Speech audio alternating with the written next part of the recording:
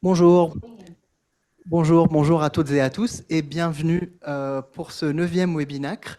Nous sommes vraiment désolés, nous avons eu quelques soucis techniques justement liés au format hybride. Donc nous sommes aujourd'hui en direct du Centre international de recherche sur le cancer que nous remercions chaleureusement. Et pour cette 9e édition que nous réalisons donc en partenariat avec le réseau de prévention primaire Concept, nous sommes ravis de présenter donc aujourd'hui une conférence sur les aliments ultra transformés. Mais avant de passer la parole à notre expert du jour, juste quelques diapos classiques de rappel de ce qu'est le réseau NACRE, donc notre réseau en nutrition, activité physique, cancer et recherche, qui opère donc en France et dans quelques pays européens depuis une vingtaine de pays maintenant, avec 3 stratégies en prévention primaire, prise en charge nutritionnelle et prévention tertiaire des cancers, avec à la fois des équipes en recherche expérimentale, recherche clinique et santé publique et sciences humaines et sociales.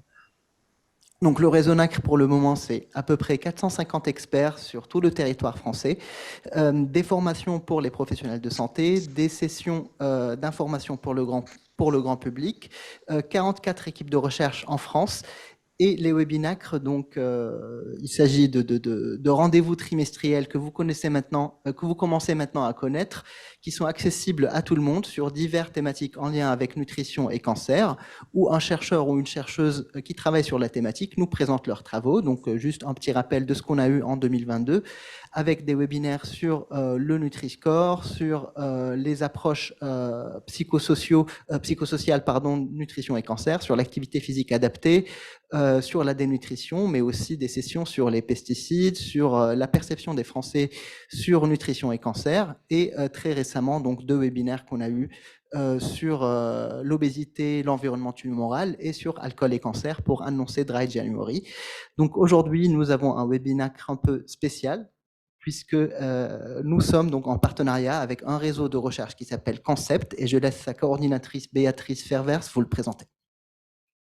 Bonjour à tous et bienvenue à mon tour pour cette joint venture entre le réseau NACRE, le réseau Concept et donc en direct du Centre international de recherche sur le cancer qui nous accueille pour ce webinaire conjoint entre le réseau NACRE et le réseau Concept. Le réseau Concept est un réseau un peu plus récent que le réseau NACRE et qui porte sur la recherche en prévention primaire des cancers en réunissant cette équipe dans le domaine de la recherche en prévention primaire des cancers, réunissant différentes expertises, aussi bien en épidémiologie, en recherche interventionnelle et en sciences humaines essentielles, pour transformer les façons qu'on traduit les données scientifiques en stratégie de prévention, et notamment pour répondre à la problématique de la fragmentation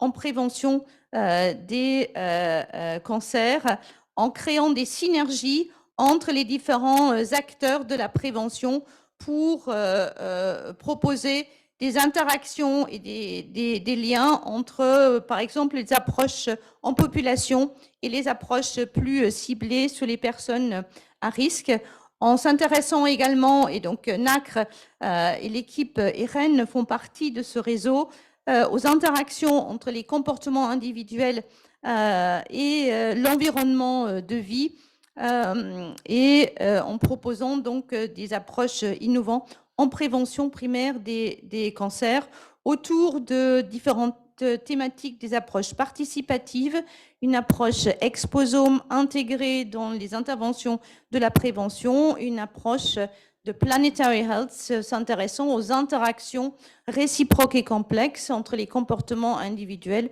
et l'environnement. Et enfin, des actions à la fois à l'intérieur du réseau, mais également pour fédérer la communauté de recherche sur la prévention primaire des cancers avec des conférences. Et donc aujourd'hui, une conférence sur Meet and Share que nous réalisons donc en partenariat avec le réseau NACRE.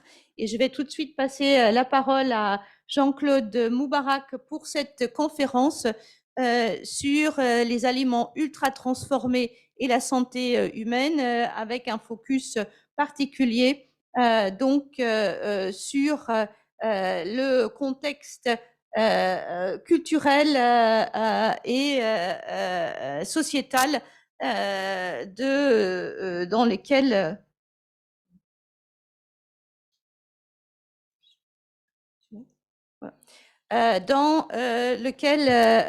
s'inscrit ces aliments ultra transformés. Donc Jean-Claude Moubarak, que nous avons plaisir d'accueillir aujourd'hui, qui vient tout juste arriver du Canada, et donc où il est professeur au département de nutrition de l'Université de Montréal. Il est anthropologue, chercheur en santé publique et en nutrition. Ça fait depuis plus de 10 ans qu'il travaille sur les aliments ultra transformés, et un des chercheurs les plus cités dans ce domaine-là, en s'intéressant à la fois aux effets des aliments ultra transformés, mais également le contexte socio-culturel dans lequel la consommation et la fabrication des aliments ultra transformés s'inscrivent. Donc, je passe tout de suite la parole à Jean-Claude Moubarak qui va nous présenter sa thématique durant 30 minutes.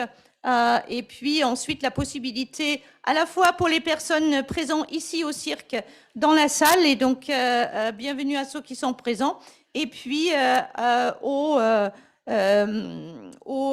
participants sur Internet qui peuvent également poser des questions, comme d'habitude, sur les réseaux NACRE, donc en allant sur le lien des questions et réponses, à nous envoyer les questions, et puis on les prendra sur le temps d'échange qui terminera cette conférence. Voilà. Jean-Claude, c'est à toi.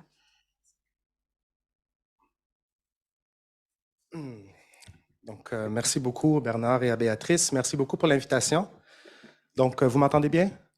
Parfait. Donc, ça me fait plaisir d'être ici pour parler des aliments ultra transformés, les produits ultra transformés, devrais-je dire. Donc, oui, depuis 2011, je m'intéresse beaucoup à ces produits. Je réfléchis quotidiennement donc, à la problématique entourant ces produits. Aujourd'hui, on a dans la littérature beaucoup de données liant ces produits à des problématiques de santé, tant la santé physique que la santé mentale. Je ne vais pas aborder ces recherches-là aujourd'hui. Je vais plutôt vous partager des idées, des réflexions sur la base d'études antérieures, sur la base de la littérature existante, pour essayer de réfléchir au lien entre ces produits ultra transformés et la société et les cultures alimentaires. Donc, ce sont des idées que je vais mettre de l'avant, et la recherche portant sur ce sujet, elle est encore très embryonnaire. Donc, je dois changer ma diapo. Et voilà. Permettez-moi de commencer avec une théorie, donc en anthropologie, qui vient de Richard Wrangham de l'Université de Harvard. Monsieur Wrangham propose l'idée très intéressante que la cuisine, c'est vraiment ce qui fait notre fibre humaine.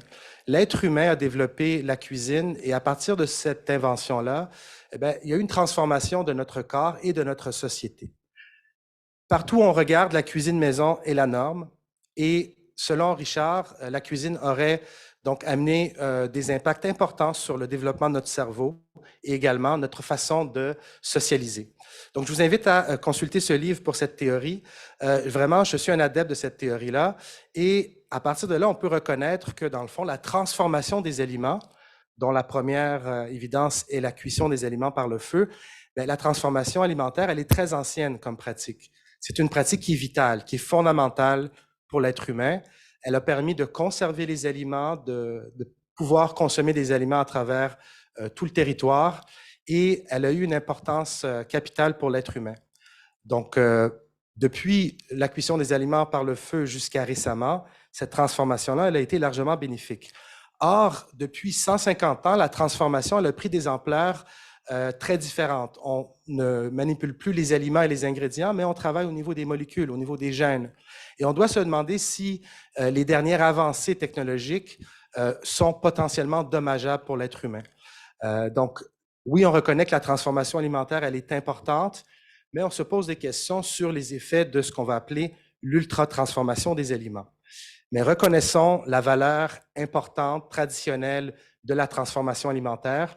Un exemple, depuis donc que je suis à Lyon, depuis hier, j'ai pu apprécier justement tous les aliments préparés, transformés de façon traditionnelle. Ça, c'était mon déjeuner ce matin à l'hôtel.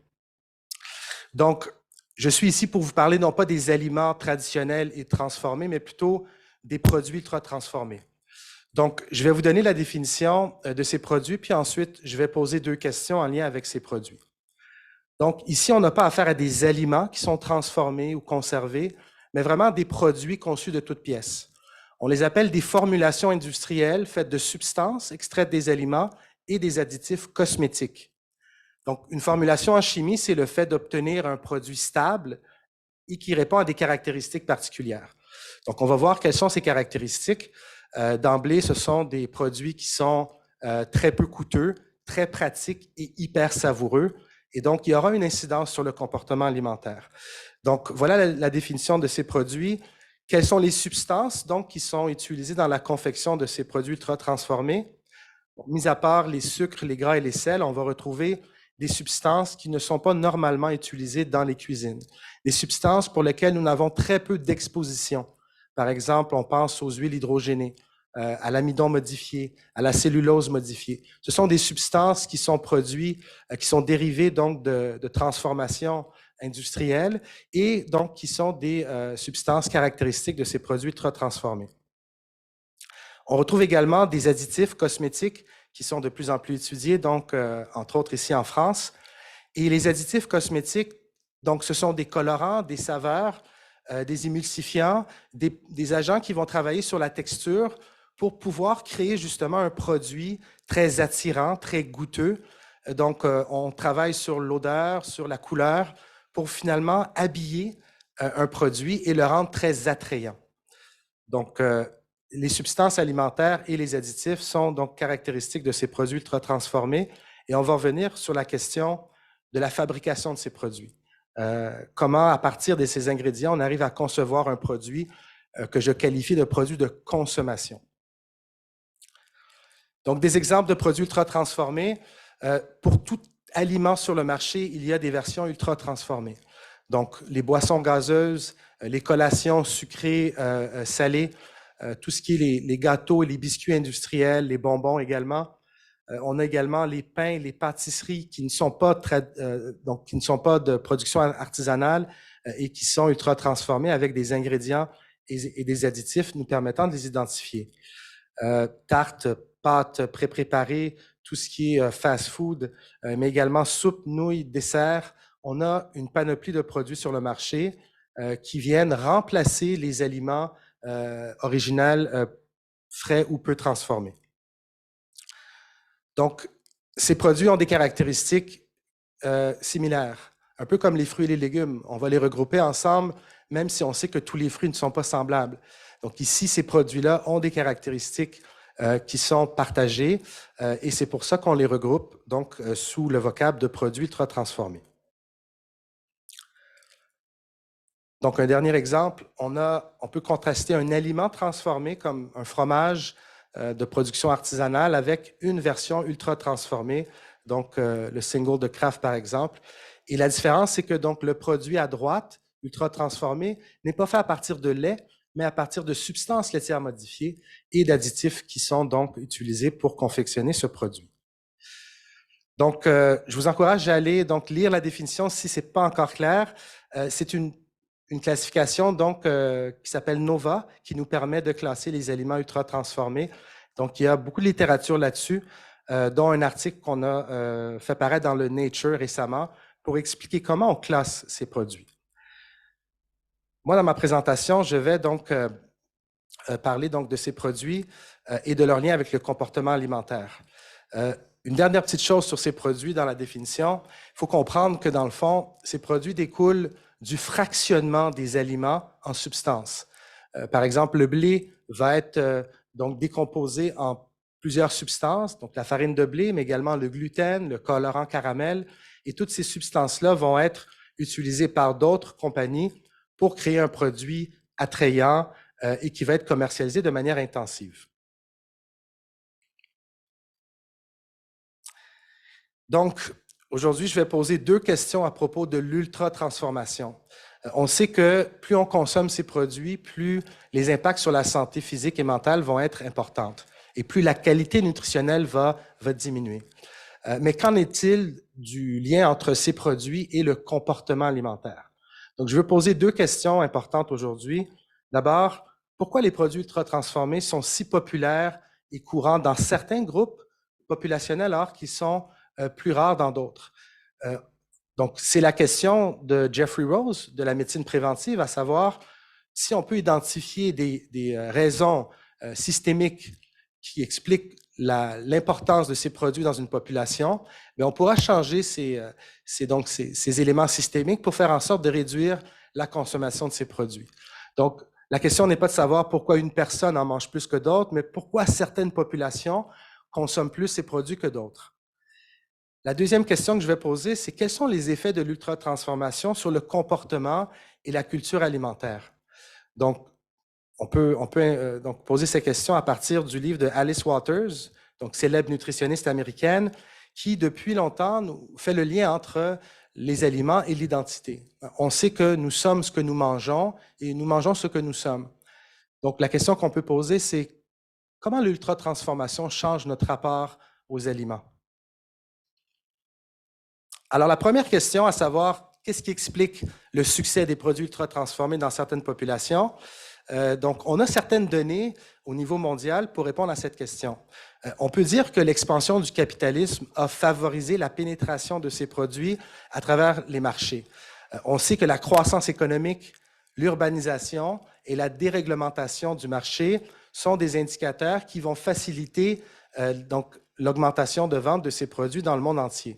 À droite, par exemple, vous avez un graphique dans lequel on met en lien la dérégulation du marché dans 80 pays et la vente de produits ultra-transformés. Et on voit très bien que plus le marché est libre, moins il y a de lois contraignantes, plus l'industrie arrive à entrer dans un marché et compétitionner avec les producteurs et les marchés locaux.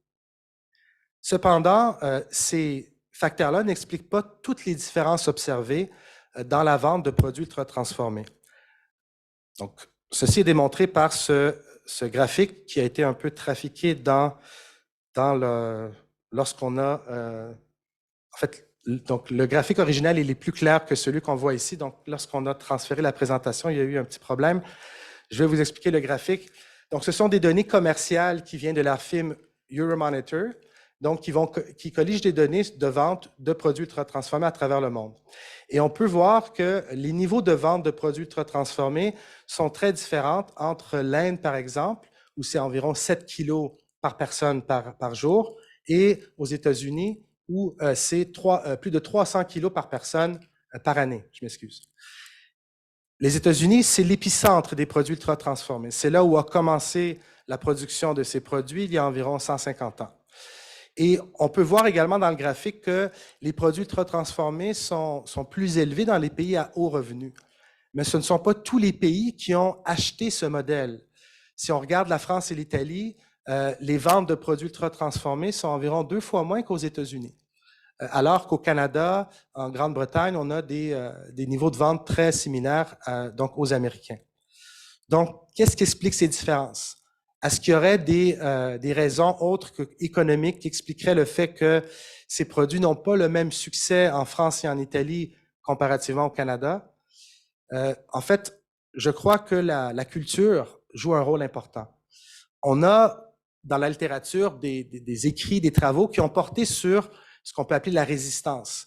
Le sociologue Jean-Pierre Poulin, entre autres, va présenter la diète méditerranéenne ou française comme des mouvements de résistance contre l'invasion des produits marchands et la mondialisation du goût. Les produits ultra-transformés sont sensiblement les mêmes à travers la planète. Donc, même s'ils vont s'adapter parfois à la culture locale. Et ceci va entraîner une certaine homogénéisation du goût, les gens vont être de plus en plus familiers avec des goûts très sucrés, très salés, et délaisser un peu les goûts peut-être un peu moins impressionnants des fruits et des légumes et des préparations culinaires. Donc, M. Poulin va dire, face à l'alimentation moderne, le roquefort prend tout d'un coup des saveurs d'ambroisie. On reconnaît son importance fondamentale face à cette pénétration de produits qui finalement remplacent les aliments locaux. Et ces mouvements remettent en question non seulement la qualité des aliments, mais vraiment les pratiques, notre relation aux aliments, la séparation de l'alimentation de la nature et les conditions de travail dans lesquelles la production industrielle d'aliments amène à des pratiques de travail qui sont très questionnables. Donc, c'est non seulement une critique de la qualité des aliments, mais aussi une critique de notre rapport à la nourriture. On peut donc penser au mouvement de Carlo Petrini en Italie, le Slow Food Movement, qui invite à une relation plus humaine, je dirais, avec la nourriture, plus détendue, où on prend le temps de manger. Donc, on peut penser que la culture alimentaire, lorsqu'elle est encore vibrante, elle s'oppose à cette pénétration des produits ultra-transformés. Un autre exemple se trouve en Bolivie. La Bolivie est un des seuls pays où McDonald's n'a pas réussi à pénétrer le marché. Ils sont rentrés, mais après quelques années, ils ont dû quitter parce que les Boliviens n'ont pas acheté suffisamment de produits de McDo. Donc, il y a quelque chose avec la culture, je pense, à laquelle il faut réfléchir. Et à l'intérieur des pays, on peut également voir ce phénomène. Je vais vous donner l'exemple du Canada. Donc, c'est un pays où les inégalités socio-économiques sont moins élevées qu'aux États-Unis, par exemple. Et au Canada, la vente de produits transformés, elle est presque démocratique. C'est-à-dire qu'elle est élevée chez tous les groupes socio-économiques. Donc, on peut voir dans les graphiques donc, la relation entre le niveau de consommation de produits ultra-transformés et le revenu. À gauche, par exemple, l'éducation et le revenu. Et on voit des différences, mais elles ne sont pas impressionnantes. Oui, c'est vrai que les gens qui ont un diplôme universitaire vont consommer moins de produits ultra-transformés. Mais l'éducation n'est pas un garant d'une saine alimentation. On peut avoir une éducation très élevée et acheter des produits ultra-transformés qui sont reformulés et dont les allégations nutritionnelles nous intéressent. Donc, c'est important de voir que l'éducation n'est pas un garant de la saine alimentation. Le fait d'avoir un revenu élevé également au Canada ne nous protège pas contre ces produits, puisque finalement, ces produits sont élaborés pour adresser tout type de clients dans la société. Donc, on peut avoir des produits ultra transformés, coûteux et qui sont donc de faible qualité. Au Canada, ce qu'on voit vraiment, le facteur prédictif le plus fort, c'est l'appartenance culturelle. C'est la différence entre ceux qui sont nés au Canada et ceux qui sont nés à l'étranger. Donc, les Canadiens nés au Canada vont consommer environ 48% de leurs calories quotidiennes sous forme de produits ultra transformés. Les immigrants récents vont consommer environ 33%. Donc, c'est beaucoup moins. Et à mesure qu'ils passent du temps au Canada, ils vont avoir tendance à changer leur alimentation, s'acculturer et donc adopter la culture alimentaire des Canadiens, ce qui veut dire cuisiner de moins en moins.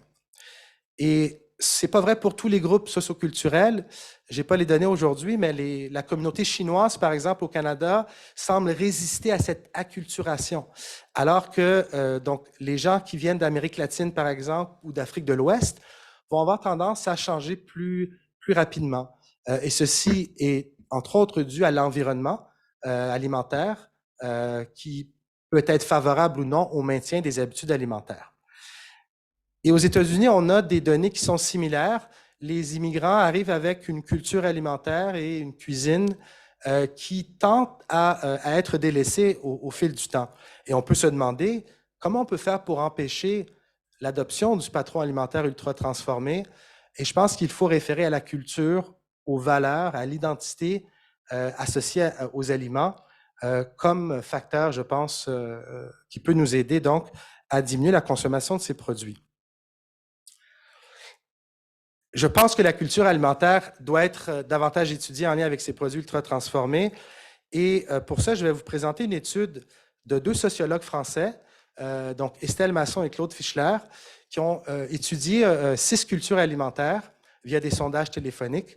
Et je vais vous présenter un peu leurs résultats en contrastant deux cultures alimentaires qu'on peut opposer. Donc, la culture française, et je vais prendre les Américains non pas comme représentants d'une culture, mais je vais les prendre comme représentants de la culture capitaliste qui finalement remplace toutes les cultures existantes. Parce qu'aux États-Unis, il y a plein de cultures locales vibrantes, mais qui sont supplantées par ce capitalisme envahissant. Et donc, avant de présenter les résultats, juste donc rappeler que les patrons alimentaires sont très différents entre la France et les États-Unis. Donc, en France, vous consommez presque 3 fois moins de produits ultra-transformés par année, moins de boissons sucrées et moins de grignotines et de confiseries que les Américains. Donc, je veux mettre en lien ces différences avec les données sur le comportement et la culture alimentaire. Lorsque les sociologues ont demandé aux Français de parler d'aliments, les Français ont parlé d'identité, d'origine, de ce qui est frais. Ils ont parlé du goût, des habiletés culinaires, de la joie de vivre.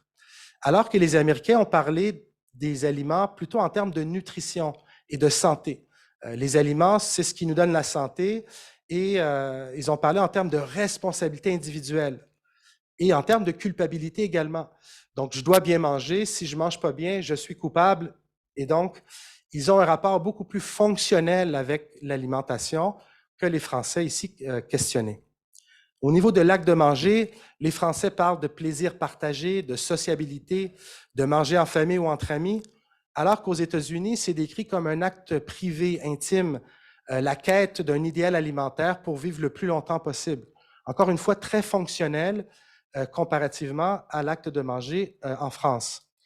Et ça se traduit par un temps qui est alloué au fait de manger qui est différent entre les deux cultures. Donc, presque 2 fois plus de temps à manger en France qu'aux États-Unis. Ce sont de vieilles données qui ont sûrement changé. C'est difficile de trouver des données récentes sur cet aspect.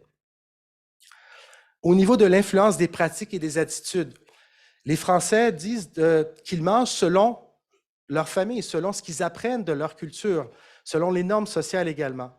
Donc, la culture influence fortement ce que l'on mange. Aux États-Unis, c'est un choix responsable basé sur la recherche d'une information scientifique et médicale, également influencée par la publicité. Finalement, ça devient un environnement un peu cacophonique où on ne sait plus comment manger, alors que lorsqu'on mange selon ce qu'on apprend de la famille, je pense qu'on a une relation beaucoup plus détendue face à l'alimentation. Lorsqu'on demande aux Français si la nourriture est meilleure que dans le passé, ils répondent que non. Dans le passé, la nourriture était meilleure qu'aujourd'hui, alors que pour les Américains, aujourd'hui, la nourriture est meilleure que dans le passé. Comme si la technologie alimentaire était un garant de nutrition et qu'ils voyaient dans cette technologie une amélioration potentielle de leur nourriture. L'attitude est plus positive et sociale face à la nourriture en France. Elle est plus conflictuelle et individualiste envers la nourriture chez les Américains. Finalement, lorsqu'on demande aux Français quel est le problème majeur dans l'alimentation, on parle de perte de qualité, de pesticides, d'usage de substances chimiques, de perte de goût. Alors qu'aux États-Unis, le problème est nutritionnel. On manque de fibres, il y a trop de sucre. Et c'est une question de responsabilité individuelle. Donc, quand je présente ces données-là au Québec, par exemple, à mes étudiants, je leur demande, au Québec, on est où? On est plus près des Français ou plus près des Américains? Et laquelle de ces cultures-là vous apparaît la plus saine? Je provoque un peu, mais j'ai l'impression que, tel que décrit, la culture ici américaine encourage une relation plus anxiogène envers les aliments, une relation conflictuelle, alors que la culture française, telle que décrit, elle est plus humaine, elle est plus relationnelle. Et j'ai l'impression que les produits ultra transformés nous encouragent à avoir une vision très fonctionnelle de l'alimentation, de penser à l'information, aux chiffres, plutôt que de prendre le temps de cuisiner, de manger, de partager ensemble. Donc, je ne peux pas m'empêcher de faire le lien entre cette culture américaine et ses caractéristiques intrinsèques des produits ultra transformés. Maintenant, la deuxième question que je voulais poser aujourd'hui, puis qui est en lien avec ce que je viens de présenter, c'est comment l'ultra-transformation donc peut affecter notre comportement et la culture alimentaire. Si nous sommes ce que nous mangeons et nous mangeons ce que nous sommes, que devons-nous en mangeant ces produits ultra-transformés? Si c'est vrai que la cuisine, ça fait partie de notre fibre humaine, qu'est-ce qu'on devient lorsqu'on arrête de cuisiner et que l'on s'adonne à ces produits ultra transformés qui sont très pratiques et qui requièrent peu de temps de préparation culinaire? Est-ce qu'on devient prêt à consommer? J'ai l'impression que ça affecte notre comportement. Il y a de la littérature là-dessus. Il y a des anthropologues qui ont travaillé beaucoup auprès des populations autochtones dans le monde. Et ils ont clairement démontré que lorsque les gens délaissent leur alimentation traditionnelle, ils vont expérimenter des problèmes d'anxiété, des problèmes de santé mentale et de santé collective, perte de relations avec les autres, perte de relations avec la nature. Et je crois qu'on peut faire le parallèle avec l'ultra-transformation. Lorsqu'on délaisse la cuisine et les aliments et qu'on s'adonne aux produits ultra-transformés, qu'est-ce qui arrive en termes d'impact sur la santé mentale et sur les relations avec les autres et la nature? Pour ça, je vais faire référence à une étude qui est très bien connue. C'est une étude donc de Kevin Hall qui a été réalisée en 2019, dans laquelle M. Hall a soumis des participants à deux diètes, une diète ultra-transformée et une diète non ultra-transformée. Et les participants devaient consommer ces produits durant 2 semaines. Et ce qu'il a démontré, c'est que lorsque vous consommez des produits ultra-transformés, vous pouvez avoir un apport excessif de près de 500 calories par jour. Et dans cette étude-là, les deux diètes avaient les mêmes quantités de nutriments, même quantité de calories, de fibres, de gras et de sucre, et les participants pouvaient manger autant qu'ils voulaient. Donc, cette étude montre qu'il y a quelque chose dans ces produits, au-delà du profil nutritionnel, qui fait en sorte que les gens surconsomment. Et donc, on doit se demander pourquoi. Je n'ai pas de réponse définitive, mais on a des études journalistiques, des études sociologiques qui ont été menées auprès de l'industrie agroalimentaire et qui nous montrent que, dans le fond, l'ultra-transformation, et ça, j'en suis convaincu, elle répond à ce besoin de produire un produit de consommation. C'est vraiment dans la confection, dans le design de ces produits qu'est le problème, selon moi. L'ultra-transformation, elle permet de soutenir et de protéger la vente, la consommation de produits alimentaires. Et à travers quel mécanisme? Il y en a plusieurs.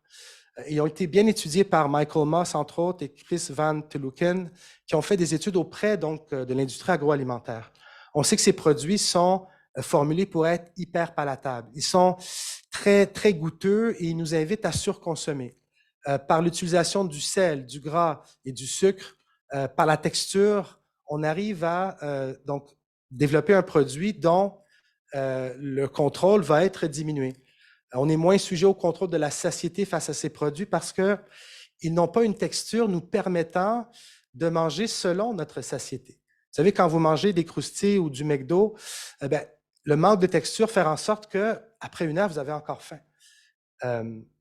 Ils sont très pratiques et faciles à consommer, très attrayants de par leur couleur, leur texture et grâce au marketing. On pourrait même se demander si ces produits sont liés à ce qu'on pourrait appeler l'addiction alimentaire.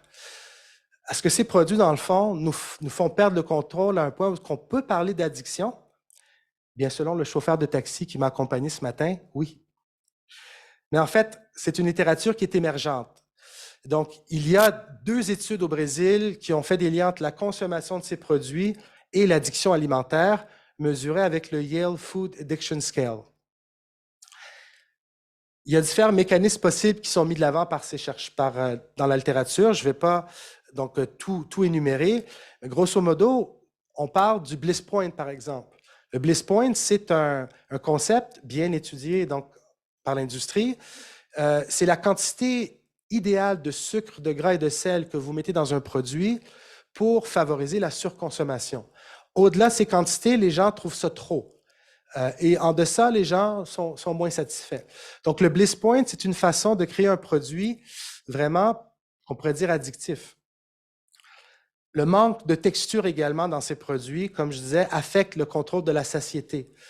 Les colorants également utilisés dans ces produits peuvent encourager une surconsommation au-delà des besoins énergétiques.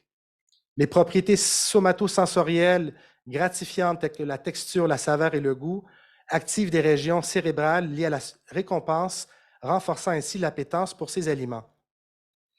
C'est une littérature qui est, comme je disais, très émergente. Donc, nous, on est en train de mener une étude également au Québec pour essayer de voir le potentiel addictif de ces produits. Et jusqu'à maintenant, ce que les études ont démontré, c'est que les gens rapportent des signes, des symptômes d'addiction, de perte de contrôle. Est-ce qu'on peut aller jusqu'à dire que ces produits sont addictifs? Je ne sais pas, mais on sait qu'ils sont conçus de la sorte. Et donc, il faut en tenir compte dans nos interventions nutritionnelles. Il faut donc utiliser la psychologie pour mieux comprendre comment ces produits affectent le contrôle donc, de la consommation. Mais cette perte de contrôle, elle est déjà annoncée dans le marketing de ces produits.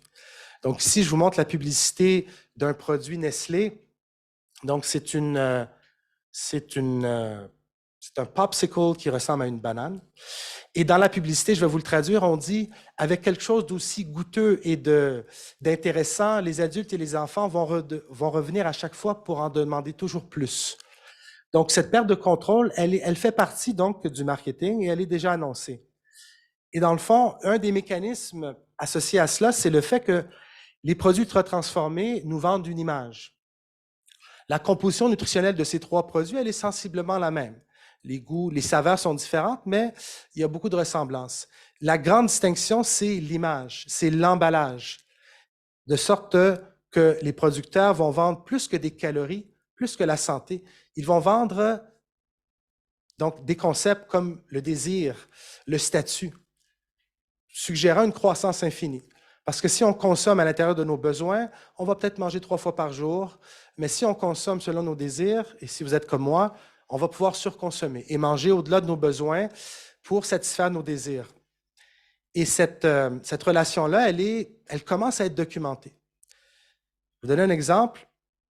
À travers le monde, la restauration rapide se répand à une vitesse fulgurante. On a par exemple Poulet Frit Kentucky, qui est présent dans beaucoup de pays africains, comme au Ghana par exemple. Donc, il y a un journaliste du New York Times qui a fait une étude avec ce phénomène, et je vous cite simplement un mangeur donc, au Ghana qui parle de ces produits. Et il nous dit, vous savez, on devient accro à ces épices. On ne nous oblige pas à manger ici, a-t-il ajouté, mais c'est comme si nous étions devenus esclaves mentalement. Cela nous enchante même en le disant, vous entraînant là où vous ne voulez pas être. Donc, cette perte de contrôle, elle est très concrète. Je pense qu'elle est comprise par les gens et il faut en tenir compte puisque finalement, je crois, l'ultra-transformation amène une certaine déconnexion entre nos besoins et nos désirs, entre peut-être le corps et l'esprit, et c'est une genre de bataille là, qui s'installe dans le corps humain. Au niveau mondial également, il y a de la littérature sur le fait que l'industrie agroalimentaire mène une espèce de bataille pour conquérir les bouches et les esprits. Finalement, ce n'est pas seulement vous vendre un produit par ses vertus nutritionnelles, mais c'est de vous convaincre donc des qualités de ce produit en utilisant des arguments psychologiques et en encourageant cette déconnexion entre le corps et l'esprit. La déconnexion, elle est très présente aujourd'hui à l'ère digitale. Donc, je vous présente ici une étude sociologique faite par F. Thoreau qui a étudié les jeunes qui sont nés après les années 2000, à l'ère digitale. Et les participants de l'étude partagent des caractéristiques très intéressantes en lien avec la nourriture. On dit que ce sont des gens qui sont souvent à la diète, à la recherche d'une diète idéale. Ce sont des gens pour lesquels la nourriture doit être esthétique et instagrammable. Ils ont une relation amour-haine avec la technologie. Ils considèrent la nourriture comme un système de valeurs.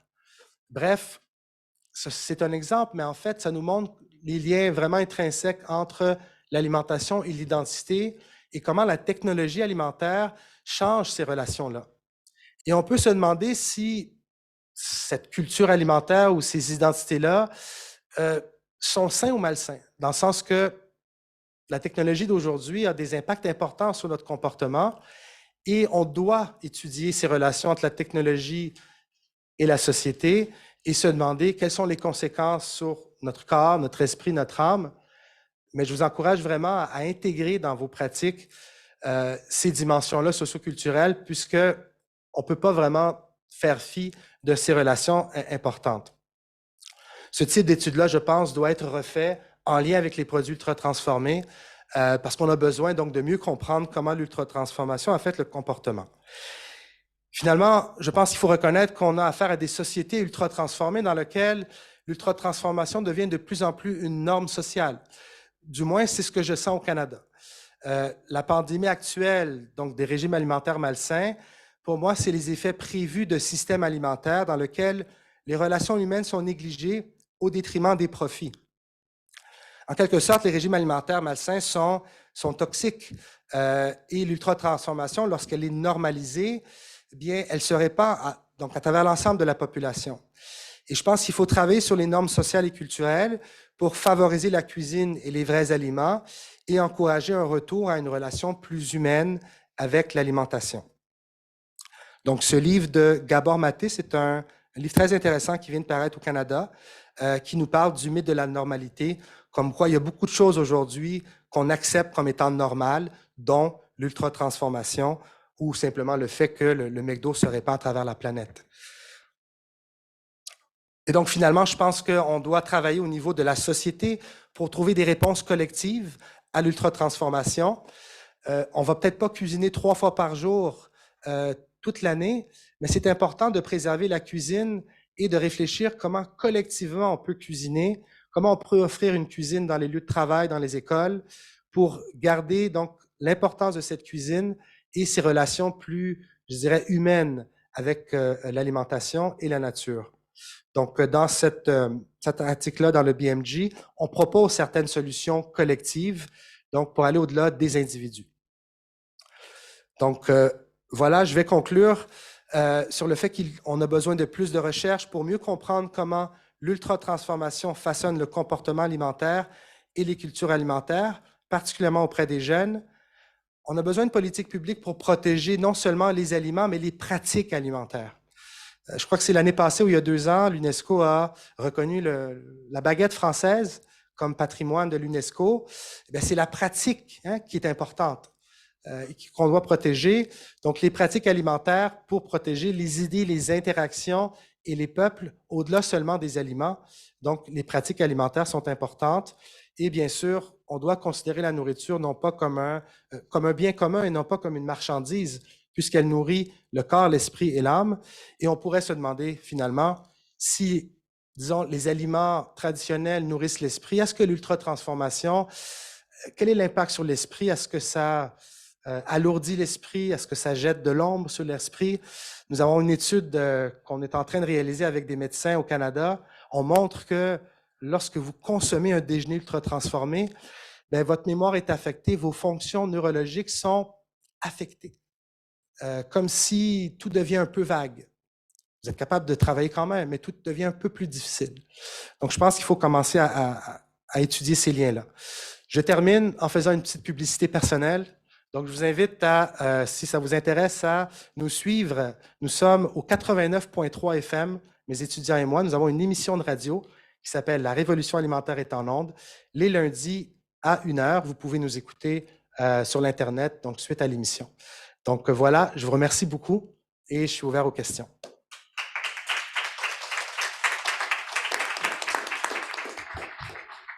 Merci beaucoup, Jean-Claude. C'était vraiment passionnant et ça nous fait poser pas mal de questions sur notre mode de vie au final et pas que nos consommations alimentaires.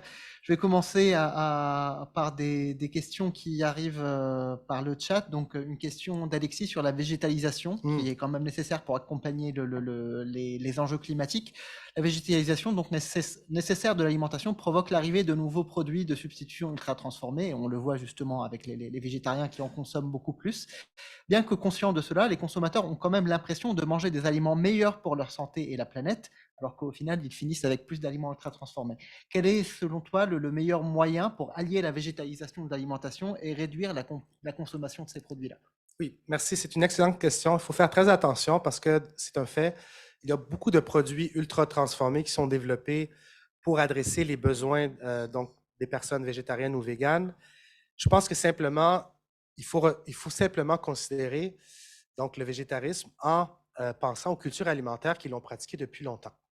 Donc, si on pratique le végétarisme en se basant sur les aliments frais et peu transformés, c'est parfait. Et je pense qu'il faut reconnaître aussi que la viande a depuis toujours occupé une part limitée dans l'alimentation des peuples. C'est récemment que la viande a pu être produite en quantité industrielle et consommée en quantité industrielle. Donc, je crois que la végétalisation de l'alimentation nécessite un retour à la cuisine, des légumineuses, des grains entiers et une intégration limitée de la viande voilà, je pense que c'est faire attention parce qu'il y a beaucoup de produits ultra transformés à base de végétaux, mais qui ne sont pas nécessairement bons pour la santé. Bien, mon tour de remercier Jean-Claude Moubarak pour cette conférence passionnante. Et on va prendre en attendance une intervention dans la salle, une question dans la salle. Est-ce qu'il y a des questions dans la salle? Sinon, oui, Isabelle. Un peu une question, c'est pas problématique, mais vous parlez beaucoup sur le rôle de société, culture et tout ça. Et je viens d'ailleurs et je vois vraiment en France ici, il y a beaucoup de contrôle sociétal avec ce qu'on mange. Si par exemple, j'aime bien le chips, hein? Mais si je viens ici avec mon chips pour manger mon chips pendant le déjeuner, il y a beaucoup de yeux qui vont me voir avec un peu de scepticisme. Donc, c'est bien finalement pour le pratique, comme vous disiez, mais il y a aussi un peu de stigmatisation avec ce qu'on mange, si on mange bien ou non. Qu'est-ce que vous pensez? Parce que finalement, c'est important pour pouvoir avoir cette pratique bien, mais c'est vraiment intéressant. Côté négatif aussi. Hein? Oui, c'est vraiment intéressant. Je vais vous réfléchir à voix haute. Mais j'ai l'impression qu'on est dans des sociétés de plus en plus individualistes, où on met de l'avant, disons, le droit et la liberté individuelle. Et je pense qu'il faut pas oublier la collectivité. Donc, ce que vous me dites me fait penser à la chose suivante. C'est la norme sociale, elle est faite aussi pour protéger les gens. Donc, les pratiques qui sont jugées malsaines, peut-être qu'elles sont, vous sentez une pression sociale, mais est-ce que dans le fond, c'est pas pour notre bienfait? Tu sais, lorsqu'on garde les choses personnelles, bon, personne ne voit ce qu'on fait, mais on peut aussi, donc les gens vont nous délaisser aussi dépérir. Alors qu'en société, les comportements qui sont malsains, ben, peut-être qu'ils vont être reprochés, pointés du doigt, mais c'est peut-être pour le bienfait des gens. Le contrôle social, je crois qu'il vient aussi parce qu'il y a cette énorme influence de l'industrie agroalimentaire via les publicités. Donc, c'est comme si on essaie de contrecarrer ces influences-là. Et on nous dit, vous êtes libre, mais l'industrie essaie de nous influencer à chaque jour. Donc, moi, j'aimerais voir plutôt d'influence de la famille, du milieu, du voisinage, parce que pour moi, les gens, lorsqu'ils commentent, lorsqu'ils se prononcent, ils ont à cœur la santé de l'autre. Mais je comprends ce que vous dites, c'est sensible. Mais je pense que les gens le font par cœur. Bon, maintenant, des chips, on peut en trouver, des chips transformés et ultra transformés. Pour tout type de produit, il n'y a pas la nécessité d'aller vers l'ultra-transformation. Je disais ce matin à mon hôtel, le Nutella, par exemple, c'est peut-être un des seuls produits pour lesquels je n'arrive pas à trouver de version non ultra-transformée sur le marché. Mais je pense que c'est une opportunité économique en or à développer pour avoir un chocolat à base de cacao plutôt que... Je vais prendre quelques questions en ligne. Je vais essayer de regrouper 3 questions en une. C'est plutôt qu'est-ce qu'on fait? On a une téléspectatrice qui nous demande si c'est bien, par exemple, de revenir aux cours de cuisine à l'école pour les garçons et les filles, bien sûr. En termes de politique aussi, quelle est selon toi la meilleure politique nutritionnelle pour protéger le consommateur, mais aussi comment avertir les jeunes générations, surtout pour les alerter sur tout le marketing des industriels? Est-ce que c'est l'éducation alimentaire à l'école? Est-ce que quand les parents divorcent, par exemple, ils n'ont pas le temps de cuisiner, etc. C'est au final comment concerter tout ça avec un mode de vie qui est pas très facile? Oui, très bonne question. Donc, on a besoin de politiques publiques, je crois, pour protéger et soutenir la cuisine et les aliments qui sont plus sains.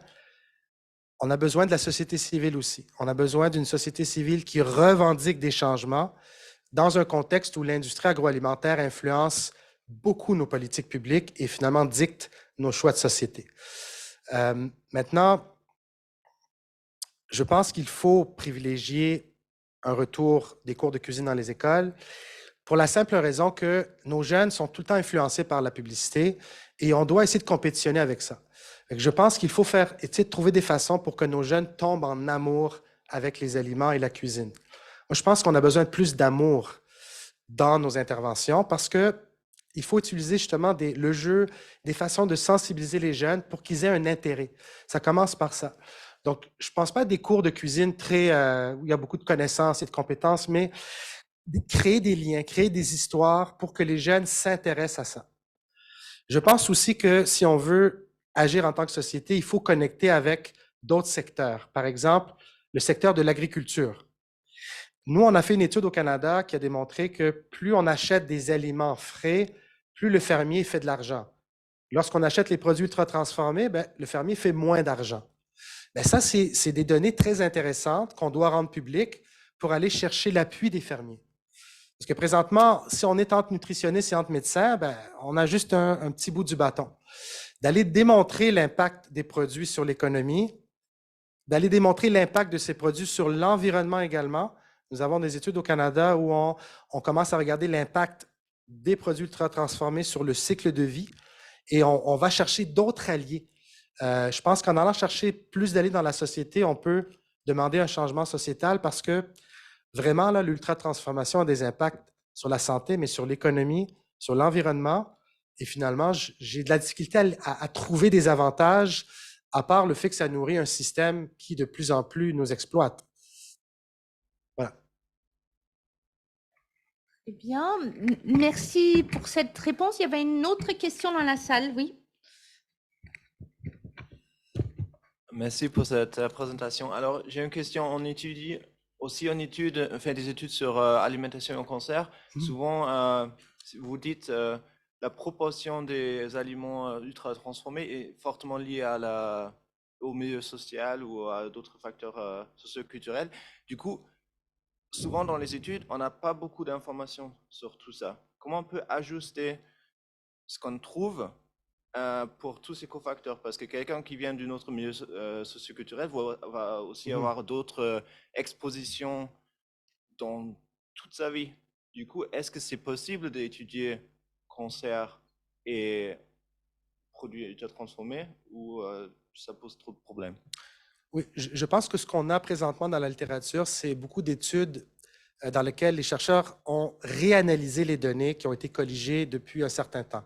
Et dans ce cas-là, l'application du concept des ultra-transformés n'est pas toujours facile et les données peut-être ne sont pas toujours satisfaisantes en termes de caractéristiques socio-culturelles.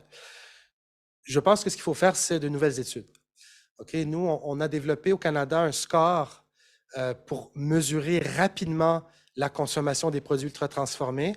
Donc, c'est un score qu'on peut mesurer de 5 à 7 minutes.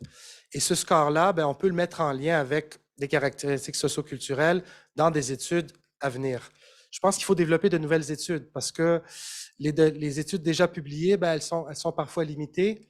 Les études populationnelles, comme au Canada, l'enquête de consommation nationale, la dernière date de 2015.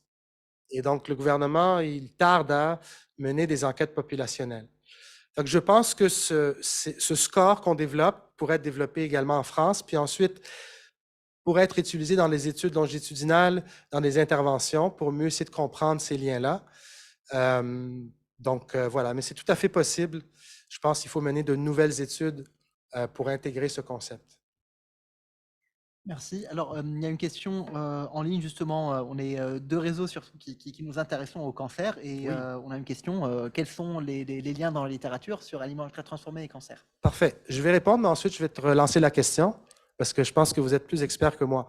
Alors, on sait que certains produits ultra transformés sont associés à certains risques de cancer. Le cancer colorectal, par exemple, qui a été associé aux charcuteries puis aux viandes ultra transformées. Ça, c'est ce que je connais particulièrement. Donc, je vous relance la question parce que je sais que là-dessus, à ma connaissance, c'est certains produits seulement qui ont été associés. Alors, il y a eu justement quelques études prospectives où on regardait la consommation d'aliments ultra transformés et on avait un suivi assez long pour regarder justement les maladies chroniques dont le risque de cancer, comme par exemple l'étude Nutrinet Santé en France ou l'étude EPIC en Europe, etc. Et on peut dire que dans ces études-là, ce qu'on a surtout observé quand on essaye de méta-analyser, c'est plutôt des associations entre aliments ultra-transformés et cancer colorectal. C'est là où on a le plus de niveaux de preuves, mais pour le moment, donc il y a quelques aussi suspicions pour une augmentation de risque de cancer du sein et autres cancers.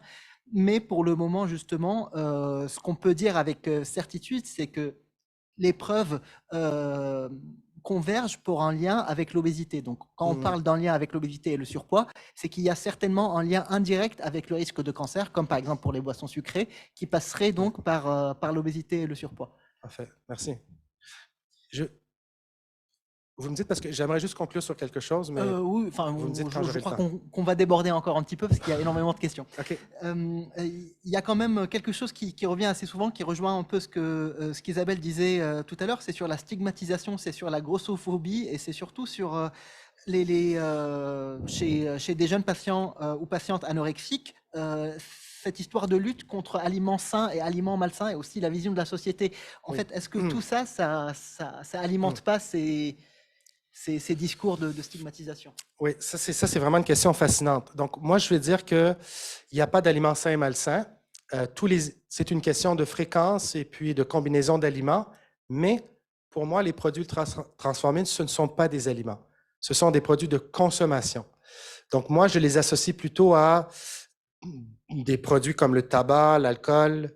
Donc, je pense qu'il faut faire cette distinction entre les aliments et les produits de consommation parce qu'il faut être clair. Je pense qu'on ne peut pas faire fi des données. Maintenant, je comprends les effets sur la santé mentale et pour moi, ces effets-là démontrent très bien le problème de ces produits. Et donc, pour certains cas, lorsqu'on parle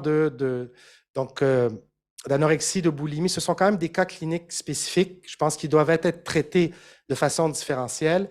Mais pour la population générale, j'ai de la difficulté à voir comment on va avancer si on ne fait pas cette distinction entre ce qu'on devrait privilégier sur une base quotidienne et ce qu'on devrait peut-être mettre hors de l'alimentation, parce que finalement, ces produits n'ont pas les mêmes caractéristiques que les aliments.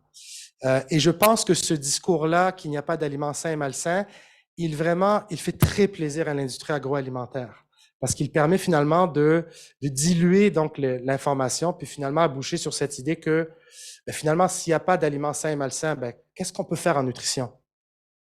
Notre travail se résumerait à tout mesurer. Je pense qu'il faut distinguer les aliments de ces produits. Mais bon, c'est une discussion, je pense, qui brûle. Si je pense à mes enfants, par exemple, si je ne fais pas cette distinction-là, ça va être très difficile ensuite de mettre en pratique la saine alimentation parce que, voilà, chez nous, ces produits-là, on les mange de temps en temps, mais ils ne font pas partie de l'épicerie quotidienne. Alors, on va prendre une autre question il y en a plusieurs et j'avais une question aussi dans ce sens-là. Quel est le rôle des aliments ultra transformés? Là, on est sur quelque chose, on dit que c'est pas bon pour la santé, ou ça fait partie, et c'était très intéressant dans la comparaison France-États-Unis, de quelque chose, on parlait toujours du moi connecté, du moi technologique versus une alimentation naturelle. On a des populations un peu spécifiques qui pourraient être les sportifs de haut niveau, qui pourraient être aussi, avec l'évolution de l'environnement, être des populations vivant dans des endroits où on ne peut plus accéder aux légumes frais, où ça devient plus compliqué. Quels sont les travaux là-dessus, ou comme par exemple sur les patients atteints de cancer qui sont dénutris, où on leur propose des aliments spécifiques, ou encore chez les personnes âgées. Qu'est-ce qu'il y a, les travaux là-dessus, pour justement à la fois distinguer ce type d'aliments et puis aussi travailler sur ces aliments un peu technologiques pour répondre à des problématiques de santé publique qui devraient amener à orienter justement sur des aliments ultra transformés? Bon, la littérature sur les produits ultra-transformés, elle a explosé dans les dernières années. Mais à ma connaissance, ce type de population n'a pas encore été étudié. Ce sont des populations spécifiques, je crois, qui n'ont pas encore été étudiées. Dans la majorité des pays, les gens ont plutôt regardé l'ensemble de la population.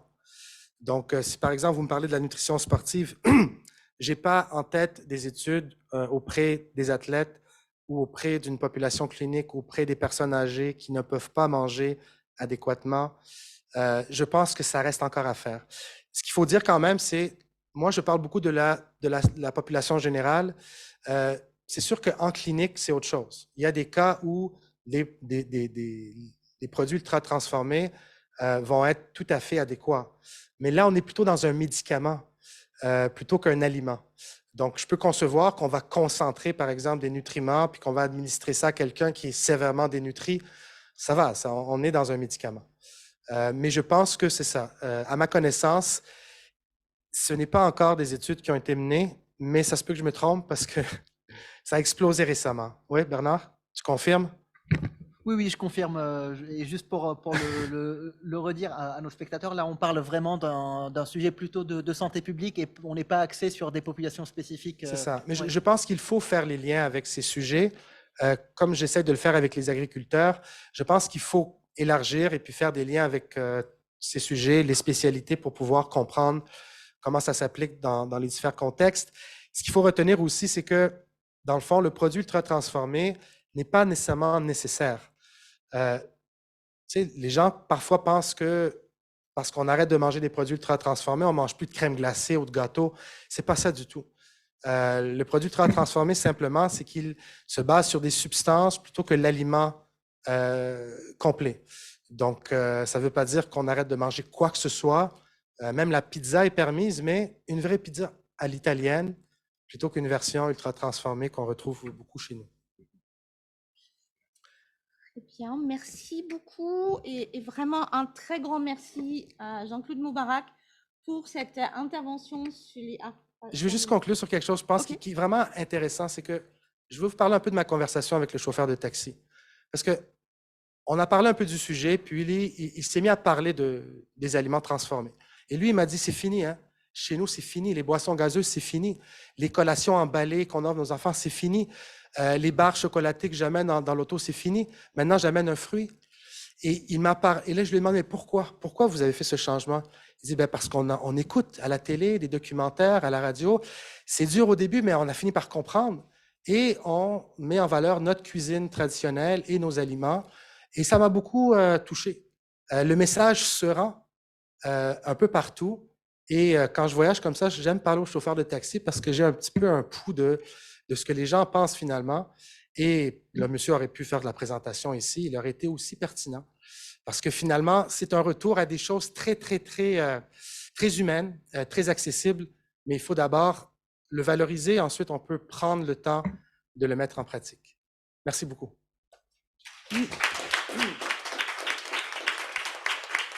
Un grand merci donc Jean-Claude Moubarak pour cette conférence conjointe entre Concept et le réseau Concept et le réseau NACRE sur les aliments ultra transformés avec des questions très riches et échanges sur vraiment une problématique de santé publique. Donc un très grand merci.